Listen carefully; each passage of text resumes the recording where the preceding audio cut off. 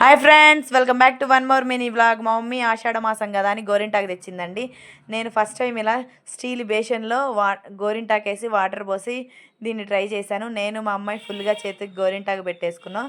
కాళ్ళకి ఇంట్లో అంతా గలీజ్ అయిద్దని చెప్పి బేషన్లో వాటర్ పోసి కాళ్ళు పెట్టామండి. 1/2 అవర్ కాళ్ళు పెడితే తెల్లగా వచ్చినాయి. నా కాళ్ళు ఇద్దరివి అలా పెట్టి చూస్తే తెల్లగా వచ్చినాయి, కానీ ఎర్రగా అయితే రాలేదు. ఇంకా ఉంచి ఇదిగో చూడండి, మా పెడిక్యూర్ చేసుకున్న పాదాలలాగా తెల్లగా వచ్చినాయి. ఎక్కడా పండలేదు. ఎక్కడ మిస్టేక్ జరిగిందంటే నాకు గోరింటాకు కొంచెం ఎక్కువ వేయాలి అనిపించింది. వాటర్ ఎక్కువైనా గోరింటాకు తక్కువైందని.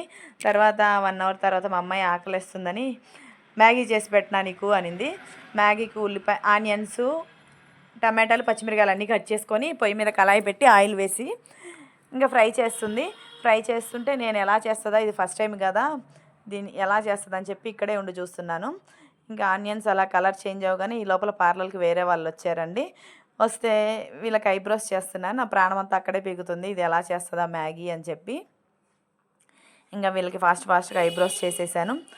ఐబ్రోస్ చేస్తుంటే మా అమ్మాయి మ్యాగీ చేస్తుందాక స్మెల్ వస్తుంది, వెళ్ళి మ్యాగీ తినాలని ఇంకా మ్యాగీ తీసుకొచ్చి మా అమ్మాయి మంచం మీద పెట్టింది. నాకేమో స్మెల్ వస్తూ ఉంది, వెళ్ళి తినాలని ప్రాణం అంతా అక్కడే పీగుతూ ఉంది.